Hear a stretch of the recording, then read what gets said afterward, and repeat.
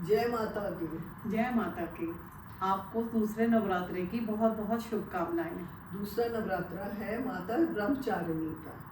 ब्रह्म यानी कि तपस्या, चारिणी मतलब कि आचरण करने वाली, तो तपस्या का आचरण करने वाली माँ ब्रह्मचारिणी।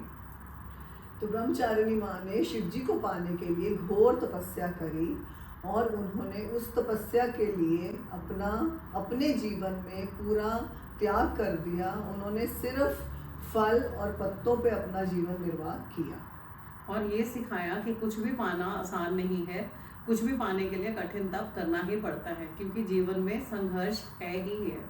कुछ भी जीवन में आपको चाहिए तो उसके लिए तप करना ही पड़ेगा। इसीलिए ब्रह्मचारिणी माता को तपस्या की देवी भी कहा जाता है, जो कि हमारे को जीवन में संयम सिखाती हैं और तप करना सिखाती हैं। और ये माँ पार्वती का अविवाहित रूप है। जब माता अविवाहित थी तब वो शिव जी को पाने के लिए तप पूजा कर रही थी, तभी से उनका नाम ब्रह्मचारिणी भी पड़ा। ब्रह्मचारिणी माता को मिश्री का भोग और सफ़ेद रंग की मिठाई बहुत पसंद है। तो आज हम आपको बताएंगे कि नवरात्रों में नारियल क्यों चढ़ाया जाता है, क्योंकि हर पूजा में नारियल का एक अलग महत्व होता है। लेकिन नवरात्रे चल रहे हैं तो हम आपको बताएंगे कि नवरात्रों में इसका क्या महत्व होता है। देखिए, नारियल एक दुर्गा का ही रूप माना जाता है, तो इसको श्रीफल भी कहा जाता है। और इसके 3 छिद्र भगवान शिव के त्रिशूल के तप, त्याग और तांडव के प्रतीक होते हैं।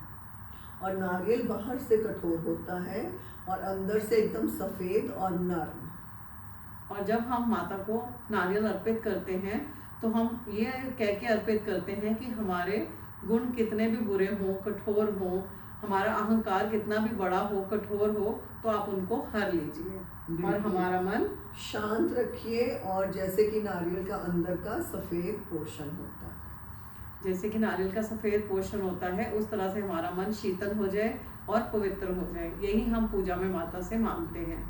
और माता रानी हमेशा हर एक पे कृपा करती है। आप कुछ भी चढ़ाइए, भाव से चढ़ाइए, कुछ भी प्रसाद चढ़ाइए, लेकिन माता को कहते हैं कि मिश्री और सफ़ेद रंग की मिठाई बहुत पसंद है। दूसरा हम आपको बताएंगे कि कलश क्यों रखा जाता है। कलश को पूरे ब्रह्मांड का प्रतीक माना जाता है और ऐसा कहते हैं कि इसमें देवी देवताओं का वास। हाँ, इसमें सभी देवी देवताओं का वास होता है।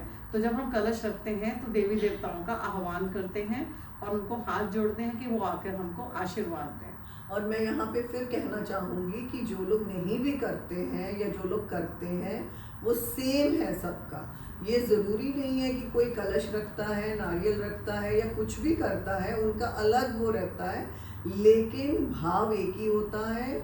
माता सबके भाव से प्रसन्न हो जाती है। माता को और भगवान को हमेशा भक्ति का भाव पसंद है।